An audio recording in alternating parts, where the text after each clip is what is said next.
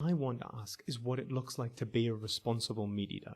If responsibility means taking into consideration those around you, if it means being rational about your decisions, and it means being a mature adult and rejecting what you want and rather seeking what is right, then how can you be a responsible meat eater?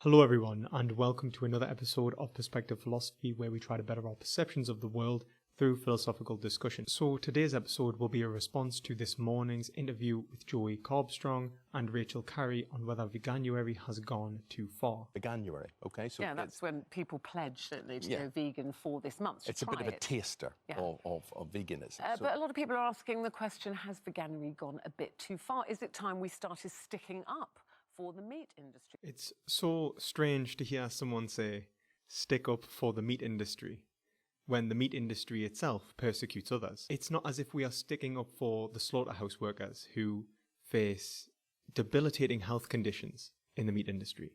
We are not sticking up for the people who contract animal-borne diseases.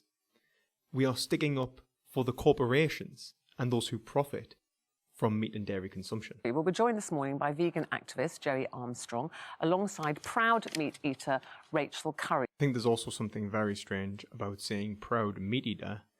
I would never class myself as a proud plant eater, although I am a proud vegan, because that is an ideological stance, it's an ethical stance. Unless she's saying that we ethically should eat meat. Is there any reason that we should be proud of taking this action upon ourselves? It's good to see you. Before we begin, I just want to explain to people what veganism is. It is a lifestyle that avoids all animal foods such as meat, dairy, eggs and honey, as well as animal-derived products such as leather and, as far as possible, products tested on animals. Joey agrees to this definition. Fair enough? Yeah. Fair enough, yeah. Okay. And I think it's an adequate definition of our behaviours as vegan, but I don't think it defines what veganism is. For that, I would usually turn to the Vegan Society definition, primarily because it tells you why we are vegan. It's not simply an atomistic fact that we avoid animal products, but there is a purpose to our avoiding them, to our boycotting various corporations that produce animal products. We don't do it because it's a nice way of living or because it's something that makes us feel good. We do it because there is a reason, a purpose behind our actions, and that should be defined within veganism. And is that something that you feel people should aspire to as the world changes, as we're aware of climate change, as we're aware of better health? You think this is a good thing? The primary reason that we go vegan, and if he had used the Vegan Society definition, he would have been aware of this, is for ethical reasons. Animal products are actually highly immoral. There is something about animal products that cause us to abstain from them. And if people aren't informed on this matter, well, then they have no reason to go vegan, and we seem like a cult. We seem like a bunch of people committing the same actions for the sake of it. We have no grounding, and I think that grounding is vitally important, especially on a live TV debate. What made you want to become a vegan? Was there a point in your Weight life? loss originally. I was clinically obese, and then I found a diet to lose weight. I come across a raw foodist who talked about the power of fruits and vegetables. I lost a significant amount of weight, and then I connected to the karmic sort of ethical sense of killing animals, and I didn't see any good coming out of that. Although I do appreciate Joey talking about his vegan story and how he became plant-based, this isn't the moment when Joey became vegan.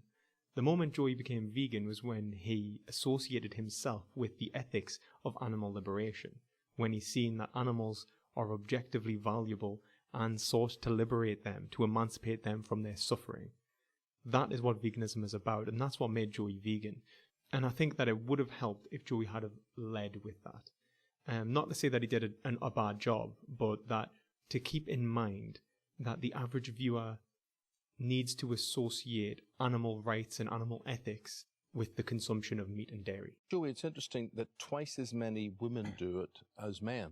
I think women are more connected to their emotions and more connected to their compassion. Of course, this is plausible. However, veganism isn't about emotion. It is a rational place to be. The way that vegans argue shouldn't be around how emotional the individual is. This is probably why more women are going vegan than men in the first place, because men aren't being argued to on a way that fits the rational aesthetic in which they associate themselves. Meat and masculinity are heavily linked through advertising campaigns, through the media as a whole, and even through the norms and conventions of our society, which relate men to being hunters in a hunter-gatherer society. Men typically eat meat because they associate themselves with a hyper-masculine notion of being a hunter within our society, whilst in reality, they, like everyone else, go and buy cellophane-wrapped meat and pretend that they are some sort of caveman as they cook it on an electric stove. If men are truly thinking about their actions and the consequences of their actions, they would come to realize that meat and dairy consumption do not align with rationality, that they do not align with the reason that should govern their behavior in the first place.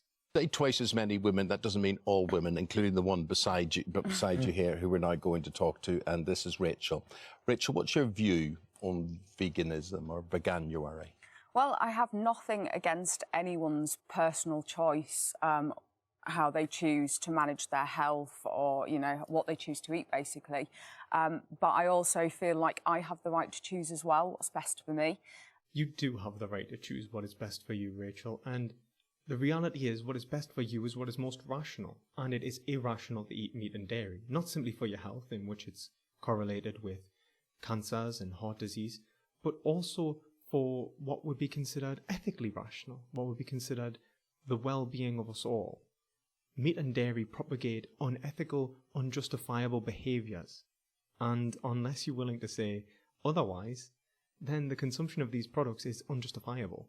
It's not about choice then. I'm actually going to be doing a follow-up video on personal choice and whether meat consumption is a personal choice. The reality is that even if we look at it from the victim's perspective, how could we say that this is a personal choice? How could we say that the animal will be accepting of your right to choose to eat them, to consume their flesh? We grant you such liberty that you may act to take the bodily autonomy from another individual.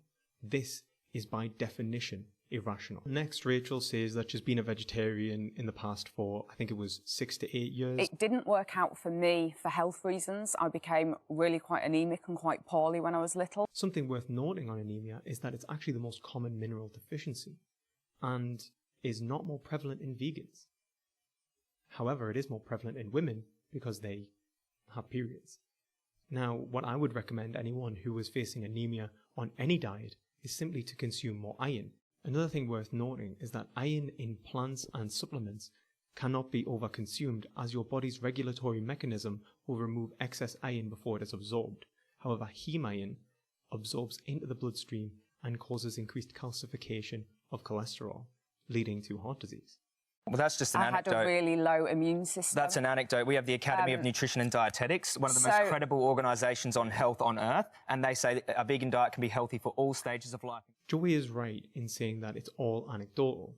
All of the science does support a vegan diet. Plant-based diets have been found to be suitable for all stages of life, as Joey says. That has been shown by the American and British Dietetics Associations. Quite a few in the media recently where quite a few famous influencers as well have had the same effects, where it's just not working out for their health at the minute.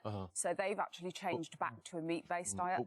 Of course, many of these influencers were also raw vegan or actually starving themselves, like Tim Sheaf, who went on a water fast and drinks his own urine. In terms of credibility, I wouldn't place influencers talking about personal experiences when drinking their own urine over peer-reviewed science. That you would have to plan your diet a bit more All diets carefully. need to be planned. Are you going to go out and eat sausage rolls and burgers and Pringles? All diets should be appropriately planned. What better example could we give than the rising obesity crisis in our population, with 40% of our population obese and 60% overweight?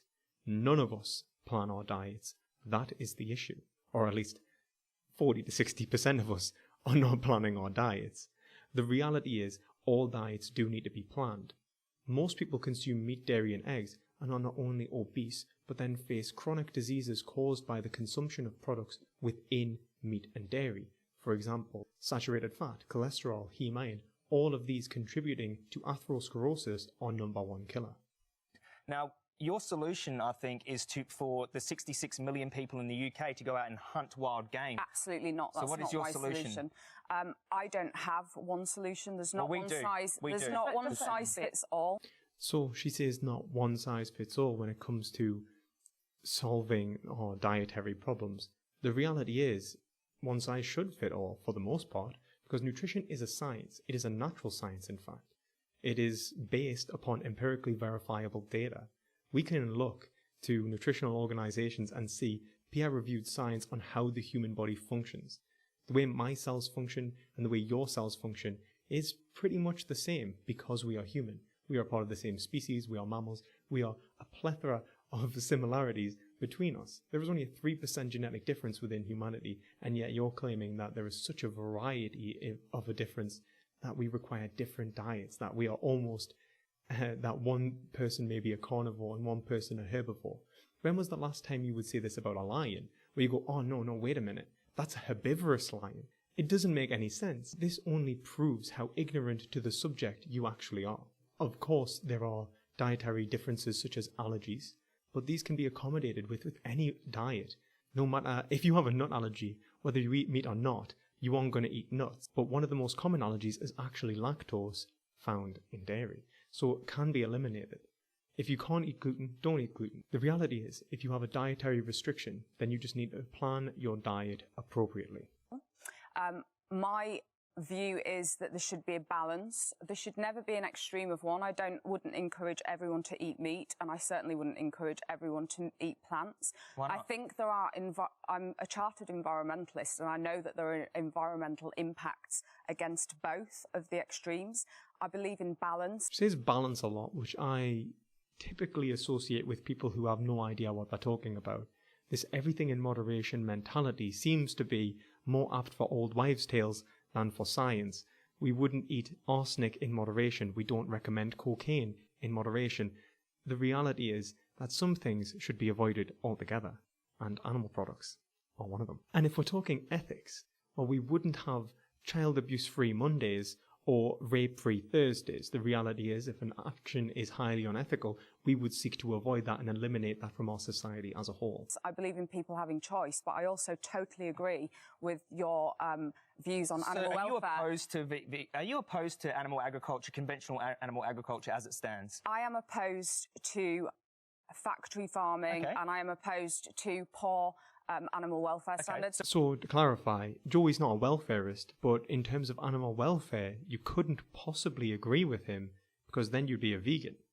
The reality is that welfare and welfareism logically entails veganism because there is no humane or compassionate way to kill an animal or cause them unnecessary pain when it can be avoided. So why do you oppose Veganuary when it seeks to boycott those industries? What about people who say I'm a responsible meat Why do you... What I want to ask is what it looks like to be a responsible meat eater. If responsibility means taking into consideration those around you, if it means being rational about your decisions, and it means being a mature adult and rejecting what you want and rather seeking what is right, then how can you be a responsible meat eater? Meat and dairy consumption ultimately is an irresponsible act. Let me explain why. Meat and dairy causes the suffering and death of 80 billion land animals a year, and over 1 trillion fish. Meat and dairy is also the #1 cause of climate change, deforestation, and ocean dead zones. It creates an industry that causes psychological damage to its workers comparative to war, and creates the largest existential threat to humanity in the form of pandemics from zoological disease risk. Does any of this sound like a rational decision to you? Would you go to the shop and buy a product that caused any of these catastrophes? Of course you wouldn't, not if you are rational. I would assume, Rachel, that's what you would say. I'd also like Let to me ask her say, why I she think- opposes Veganuary when Veganuary seeks to boycott the industry she claims to be against. Because she believes you can eat meat and promote animal welfare at the same time. Ooh. Even hunting is irresponsible. Not only does it not take into consideration our institutions from which we all depend. The average consumer can't go out and hunt, which she admits herself. It's impractical. I think it's impractical and it's not fair to Hunting's force. practical? I think we should... No, Hunting's I didn't say practical? that. So what's it's your solution? absolutely not we have practical. a solution. But also, it places the value of their intention outside of the equation. If you're a hunter and you're doing it for animal welfare, then why don't you simply eat plant products instead? You can fund industries which seek to eliminate animal suffering rather than cause it. So I might also say, I don't oppose being a vegan. I oppose anything which kind of encourages people to take a militant view on anything and go out there and disrupt. We have really hard-working British farmers. Well, vegans also care about British farmers. The reality is that I don't gain my potatoes from nowhere. I don't gain the plants that I cook and eat from nowhere. Like, we do need farmers for these products. Maybe if we stop subsidizing so heavily meat and dairy industries, we could give farmers, horticultural farmers, increased support governmentally. The UK actually has some of the highest animal welfare standards in the world. That is nonsense. There's been so many exposés. I've been in slaughterhouses myself. I've been out the front of gas chambers in Manchester hearing pigs scream for their lives. High welfare slaughter is a fairy tale. That is nonsense. So I know Joey may seem emotionally charged and irate as he says this, but the reality is Joey has witnessed some horrible events at the hands of people who claim to care about animal welfare. Joey has heard pigs scream, as he says. He also went and visited the highest welfare slaughterhouses. And even they cause the suffering and death of animals. The reality is, would we say that this was high welfare for anything that wasn't a cow, a chicken, or a pig? And how many of you would be angry if we were talking about dogs? It's impractical. I think it's impractical and it's not fair to Hunting's force. practical? I think we should... No, Hunting's I didn't practical? say that. So what's your it's solution? absolutely not we have practical. a solution. It is funny that she calls Joey impractical whilst he offers a solution for a problem that she cannot. If the world was to adopt the diet of the average standard American, we would need 5 Earths to feed the population because of their consumption of meat and dairy products. I think fostering high animal welfare standards is absolutely the way that we all should go. Fostering high animal welfare standards is the way we should go. I completely agree, and the only way that we can do that is to stop killing them unnecessarily. How would you kill someone who doesn't want to die humanely? How would you cause animals to die whilst considering their interests and their well-being? It's an oxymoron. Humane meat is only an oxymoron. It is impractical and it's impossible. It does not exist. I think it's fantastic that people are thinking more about what's on their plates, whether vegan, vegetarian or meat eater. I think we should all strive to just have a better awareness. You know what? It's making not a practical decision in the supermarket. Everyone. Choose soy milk over dairy milk. Choose tofu over beef. Can I ask you a question, Choose plants Joey? over murdered animals. That's a practical solution. Joey makes a great point in showing that veganism has a solution where meat eating doesn't. She's saying it's impractical to be vegan, whilst veganism offers a solution for factory farming and all other forms of animal abuse within animal agriculture. Veganism also offers a solution for climate change, deforestation and ocean dead zones, and veganism also offers a solution for the existential threat of zoological disease risk and the psychological damage of slaughterhouse workers, none of which are offered by meat and dairy consumption, and all of which are propagated by said consumption. So that's a practical solution. Going out, getting a gun and shooting a deer in the head like you do is not a practical solution for the working class in the UK. We're offering potatoes, no one beans said and that legumes. it is. I'm not trying to force my view on anyone. The point is that it's a solution. We're not trying to say that you're forcing your view on anyone. We're not saying that you're forcing people to eat meat. But that in coming on a show entitled Has Veganuary Gone Too Far to argue the opposition, it implies that you oppose veganism as a solution, which you obviously do. Veganism as a solution, it is shown to be the best option for people, including the working class, as Joey says, now in the 21st century to stop ethical calamity and environmental disaster. But can meat eaters give a justification for their actions? Can they rationally justify the consumption of products which cause ethical calamity and existential threat? If you can, please leave a comment in the comment section below. I'd love to hear it. And if you'd like to discuss these issues, I also have a Discord server and the link is below. Can you answer me the question of how many animals die to protect your crops that you eat? I do love Joey's little when she asks about crop deaths. The reality is that crop deaths are much smaller on a vegan diet than they are on a meat and dairy-based diet, because we need to feed crops to animals to then eat them. The reality is, if you want to limit animal suffering, stop eating them. Seems pretty straightforward. If you look at the consumption of crops, it's primarily by animals, because it's what is known as the trophic pyramid, or the energy cycle. When you have producers being eaten by herbivores who are then ate by carnivores, more plants or producers are eaten by the carnivore in total than the producer. Look at it like this. If one rabbit eats 5 cabbages and a fox eats 5 rabbits, then the fox has had to eat 25 worth of cabbages in the form of rabbits. That is how the energy cycle works. There is no such thing as perfect energy transfer.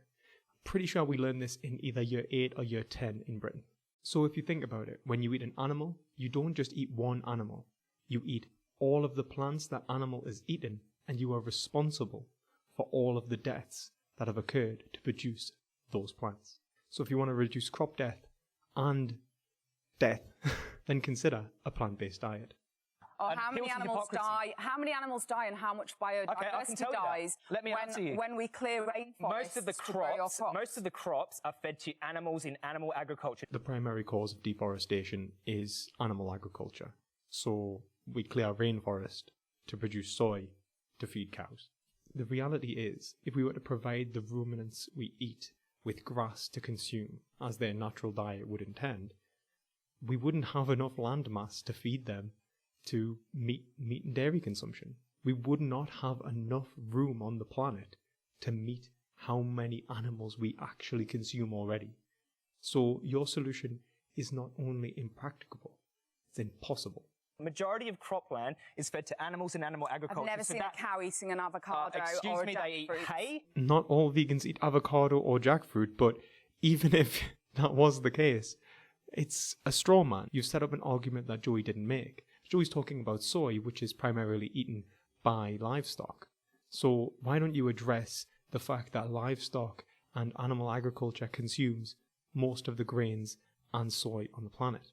So there's a farm called Net Farm which fosters, it's gone right back to organic and old-fashioned farming. They've actually found that livestock farming encourages a massive increase in biodiversity. Your solution of reverting to natural farming methods, such as allowing cows to eat grass, is not only impractical, but it's impossible. The amount of land required for this kind of farming to meet meat consumption is actually greater than we have on the earth. So don't recommend something that is physically impossible. It only shows your ignorance.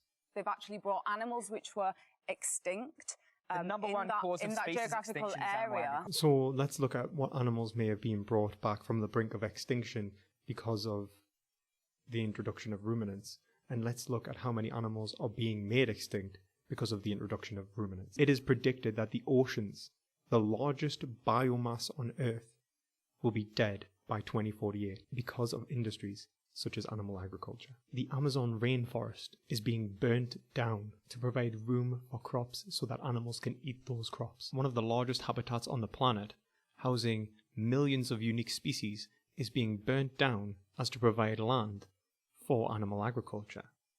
The reality is, if you want to save animals and biodiversity, stop producing industries which destroy habitats such as the oceans and the rainforests. On top of that, there is also something to be said about why we care about species as a whole. Do we simply care about the aesthetic of animals? Do we care about what animals look like and the rarity of perhaps a snow leopard? Or do we care about how that snow leopard lives and the quality of its life? Do we care about the animal, or do we care about what it looks like? Because if we care about the animal, then how can we justify causing such unnecessary suffering to one and allowing that one whilst campaigning to protect another? Hunters also love to make this claim that they are environmentalists, that they are keeping wild herbivores in check so that their population does not grow too high and ultimately cause them to die of starvation more painfully. The reality is, Hunters know that this is not the only solution. We don't even try other solutions, such as capturing animals and neutering them, or other methods of dispersing populations. These may be more expensive and more time-consuming, but these are more ethical. Furthermore, I think it's important to recognize how we got in this state in the first place.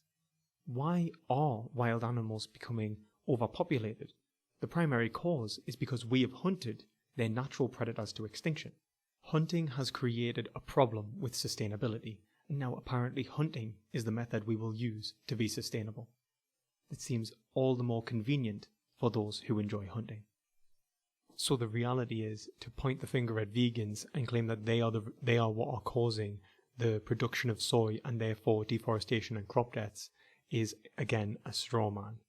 The whole population eats soy, and then the population who consume animal products cause animals to eat soy, who they then eat. So vegans eat far less soy than your average meat eater. Angry about this. It's and so- yes, The yes, earth is being but almost destroyed, like animals are being It's almost like abused. you can't hear the opposing view. Because it's nonsense. What Joey should have said is that he has heard the other side. Joey was even a non-vegan at a time. So was I, and so are most vegans. Most of us were not born vegan. Seeing the other side isn't hard. Seeing the other side is seeing yourself a few years ago. The reality of the situation is that vegans, when we are emotionally charged, are seen as irrational, uncompromising, and even egotistical. The reality is that we are in tune with how much suffering is being propagated. Of course, many of us get angry. That doesn't mean we should get angry, but I think we're asking a lot of people to say that they must be emotionally numb to the suffering being propagated by the hands of others who refuse to change. Crop deaths is But nonsense. that's not nonsense. Yeah, to... crop deaths are nonsense because most of the crops are being fed to the animals that people eat. Do you have a dog? No, I don't. No, I don't. I'm a travelling activist and I don't have a dog. Out of everything being mentioned in this debate about how Veganuary has gone too far and how none of it relates to Veganuary, can we please just appreciate how little relevance having a dog has to this conversation? What's this? I just wondered if you had a dog, and if Do you you had have a a dog, dog? what you fed it. Yeah, I have 3. So why do you shoot other animals and not your dog? How do you claim to be an animal lover and shoot deer in the head? I don't shoot deer in the head, Where first do of you all. shoot I them? actually shoot them through the heart because it's the quickest, Okay. most ethical death. Imagine arguing that the most ethical death is to be shot through the heart. How many of you wish that when it comes to your final days, some blonde lass walks up to you and takes out a gun and shoots you through the chest? I don't think many of you are going to be agreeing that that is definitely the way you want to go. So why would we say that's the way that animals should be subjected to? Why should we subject animals to that kind of death? When hunters do this to animals, they don't do it for the animal.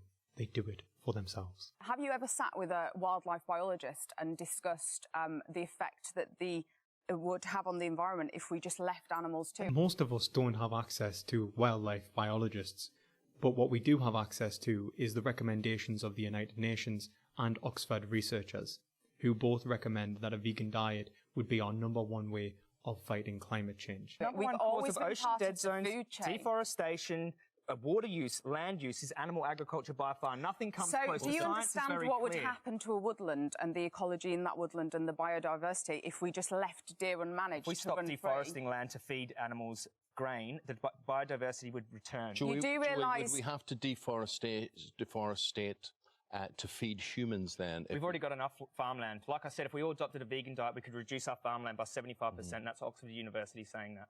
So going back to net forest as an example, you do realise that forest is not actually wilderness. Before that, we had megafauna in the UK, which were wild horses, elk, and lots of other different species, actually a wild cow, which are now extinct. Before the introduction of contemporary wildlife, there was a time on the Earth where oxygen was actually the byproduct of a multicellular organism and toxic to most life.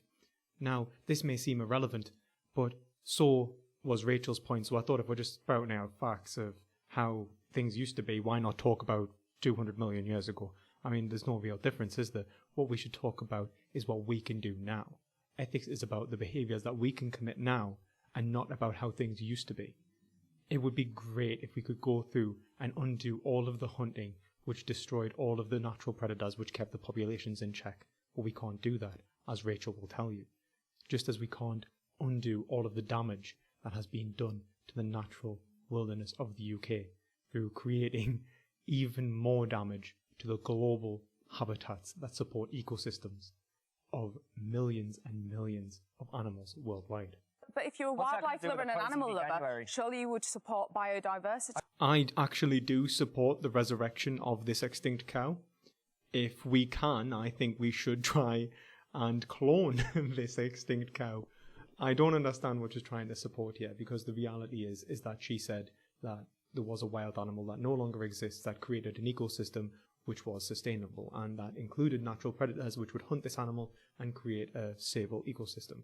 That ecosystem does not exist in the UK today, so let's not look at fairy tale utopias which existed previously to animal agriculture and hunters who destroyed natural ecosystems, ultimately forcing us into this scenario. And that's And I don't your support view. killing animals That's for your food. view. It's against my values. Rachel and Joey make one mistake here in saying that it's Joey's view. It's not Joey's values, it's not Joey's view.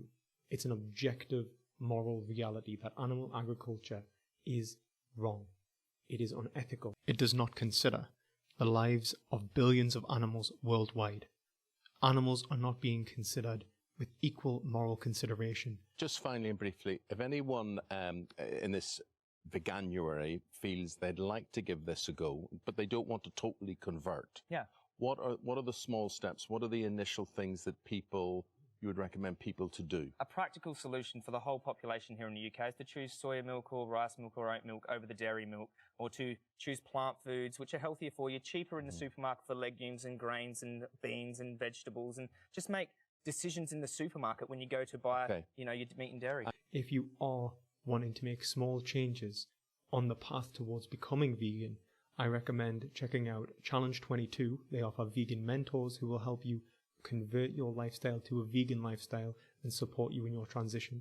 And I recommend the Vegan Society's V-Guide, as you can access daily vegan videos for 30 days through their V-Guide app. And I hope that these resources are helpful. And I hope you join us in becoming vegan for the benefit of animals, humans, and the environment. So thank you for taking the time to watch this video. If you like the video, give it a thumbs up and subscribe, ring that bell, really helps me out. If you're interested in furthering this conversation, then check out my Discord server. The link is in the description. On that Discord server, you'll find that we do weekly presentations and talks on various topics by various individuals. I myself will be giving a talk on whether psychoanalysis should be considered a science or whether it should be considered a philosophy. Also, there is a book club run once a month that meets on the 1st, where we will discuss various philosophical texts, and it's open to everyone. So if you want to learn some philosophy, come check that out.